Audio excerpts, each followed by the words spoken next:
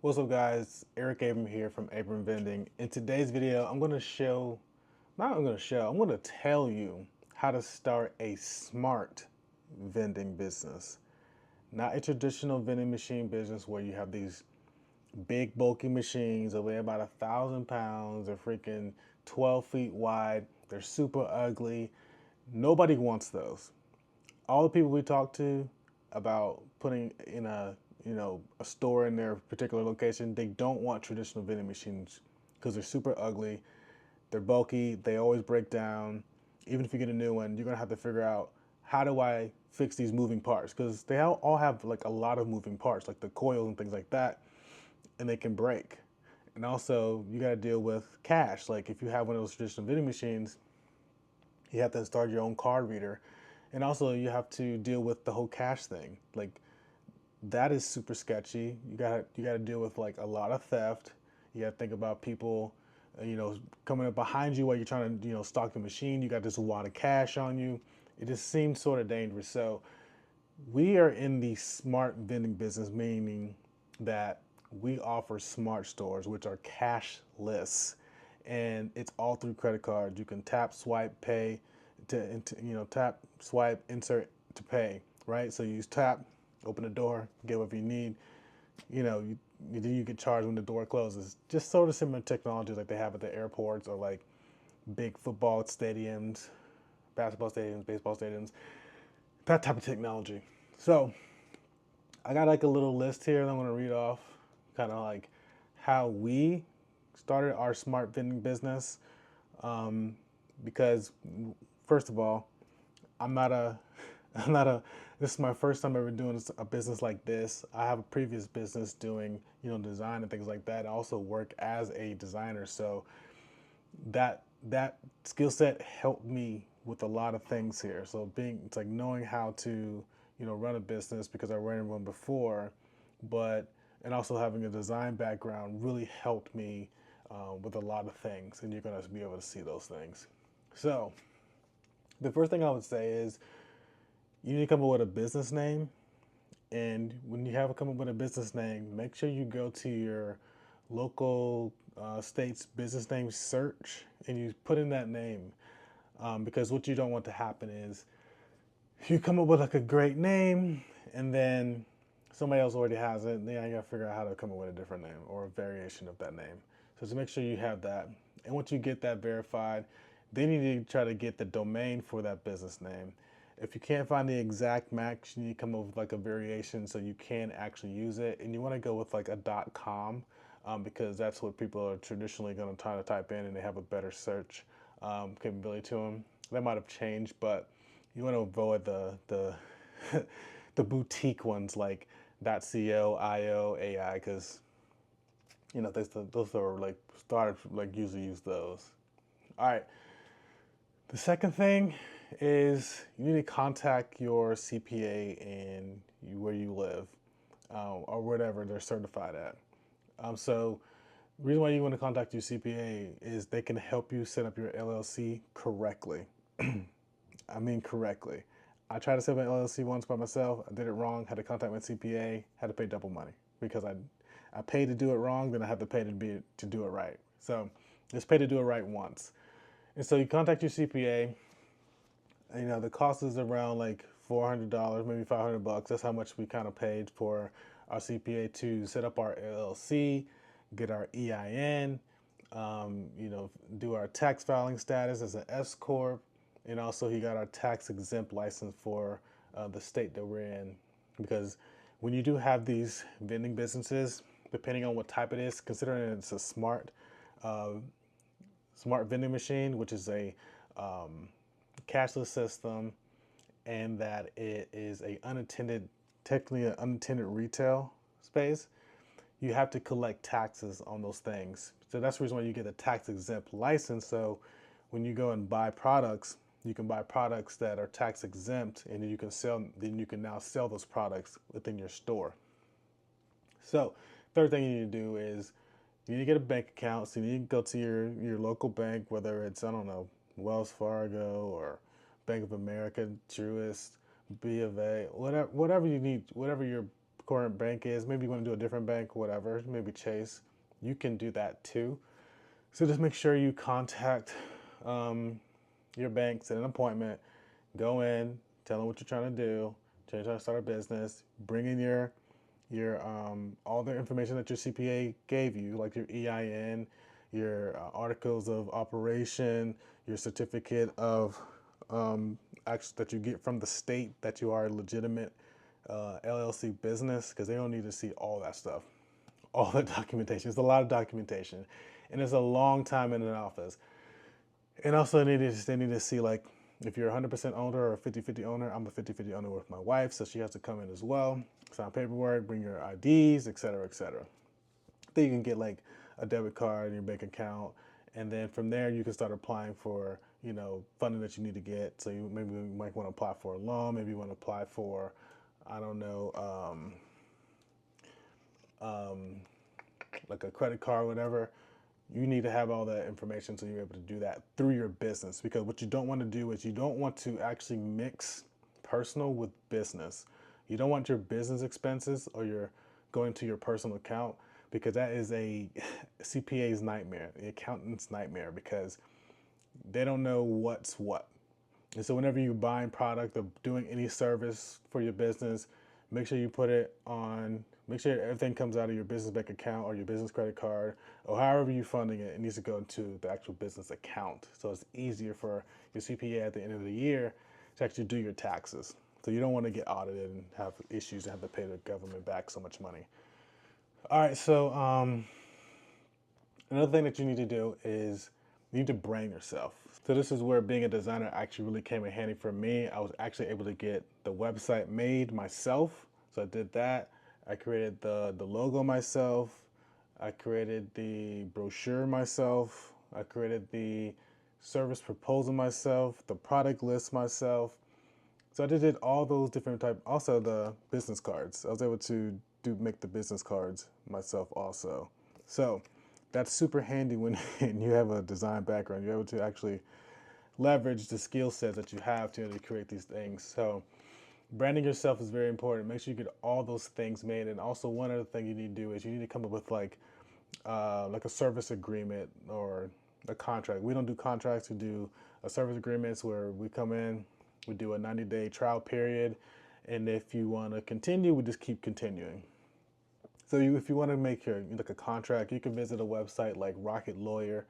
They can kind of walk you through a process where you can actually create an agreement, so you can actually have that agreement with the particular locations that you're in. Because one, they need to know that people need to know that you're supposed to be there. You have a signed agreement that you're supposed to be there, and a signed agreement stating that, hey, I'm allowed to be here, I'm allowed to have access, and also you're not allowed to touch my machine. If you have an issue, just call us.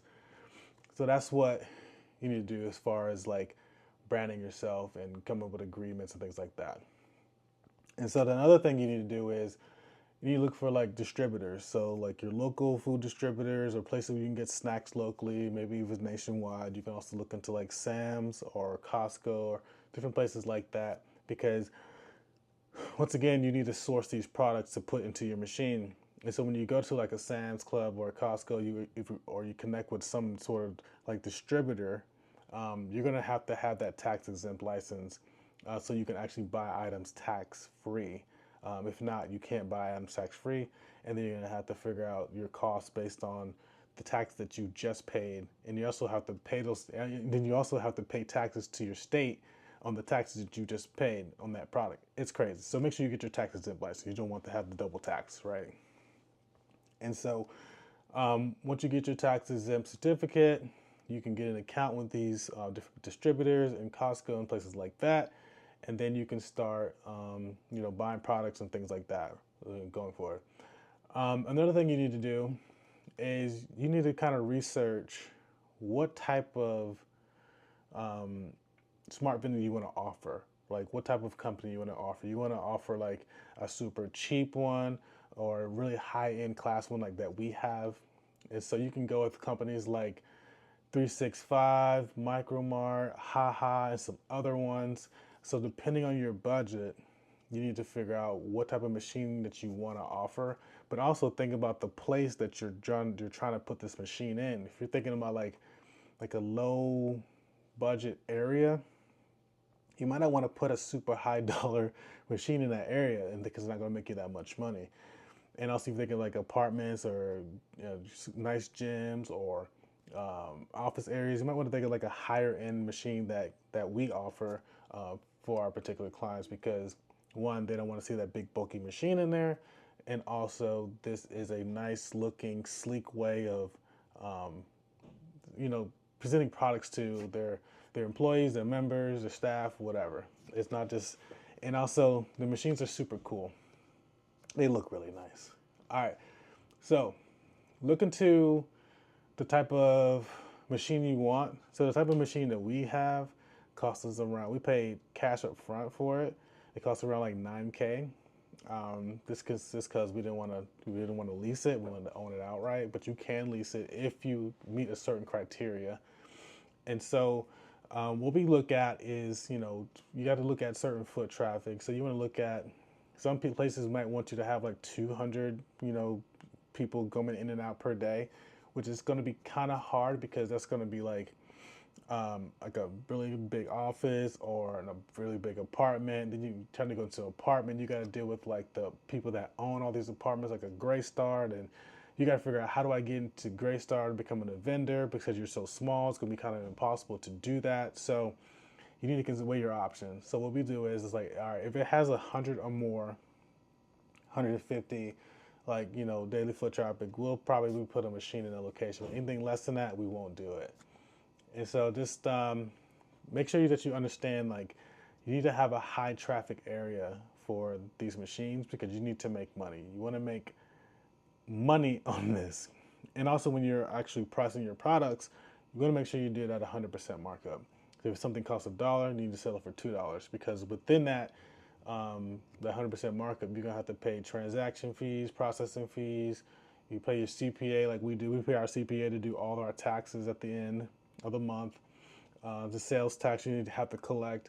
All that has to take into account into your profit and losses. So that's going to determine your profit. So take your revenue minus all your expenses. That's your profit at the end of the month.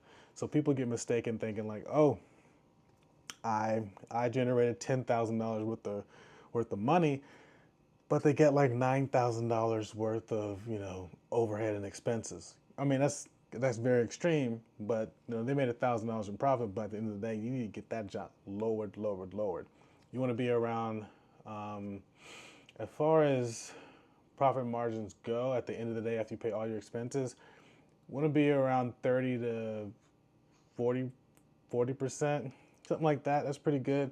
If it's lower, you might want to figure out, how do I raise my prices on my products so I can meet that threshold. The last thing that you need to do to start this business is to find a location first. So once you got the business license, you got your tax certification. I mean, some places also, let me just stop real quick. Some places might not require a business license. The state of North Carolina does not require a business like mine to have a business license, but your state might. So that's why I say business license. So that, get your EIN, get your tax filing status as an S corp, your tax exempt to certification. You got a bank account. You got you got some funding, whether you're using a credit card or your own personal money, whatever. You got all that secured.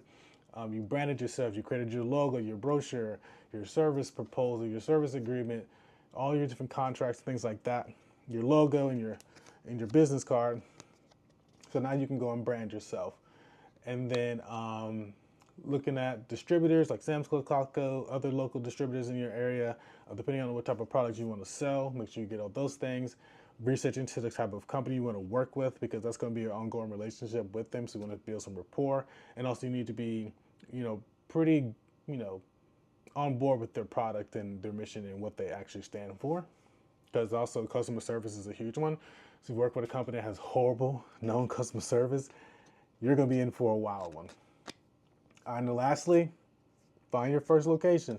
Do not order a machine until you get your first location. Do not order any products until you get your first location. Now, if you want to do like product research and try to say, okay, I never had X, Y, and Z, let me go out and buy one. Let's say like a certain like protein shake or whatever. Go out and buy one, see if it's even good. Maybe you can offer it. But at the same time, you do not want to put in products that you like. You want to put in products that are going to sell in the store. That's important. You want to put in products that are going to sell in your store, not the products that you think that other people might want. It has to be product that they want. And so what you can do is, at the end of your 90-day trial period or 30 days, whatever, you can send out a survey and just ask people, hey, what do you want? What do you want in your store? What do you want to see? What do you want to buy? And that'll help you fine tune and really help you reach that 30 to 40% threshold. So I think that's pretty much it. Also, don't buy the machine yet. Don't do anything like that, because you're going to be really hurting if you have to buy a machine without a location. It's going to sit in your garage or wherever you have it for who knows how long. Then you gotta hire somebody to move that from that location versus just doing all one swoop. So the next video I'm gonna do, I'm probably gonna do a video on how we got our first 2 locations within our first month of opening. Yes, that is correct. We got 2 locations within our first month of opening. I'm gonna do a video and break it down how that even happened, how we did that. So if you want to see that video, make sure you like, comment, and subscribe. I'm not joking. Make sure you subscribe and make sure you like the video. So that lets me know that, hey, these people actually want to know how we got our first 2 locations in a month. Because I think that's very important. I have a lot of strategies that we did. We did a lot of things, a lot of techniques. So I want to help you guys out, but I need to know if you actually want this information. So yeah, so I think the next video will be super helpful for a lot of people, and I'm super excited to share this journey with you guys, man.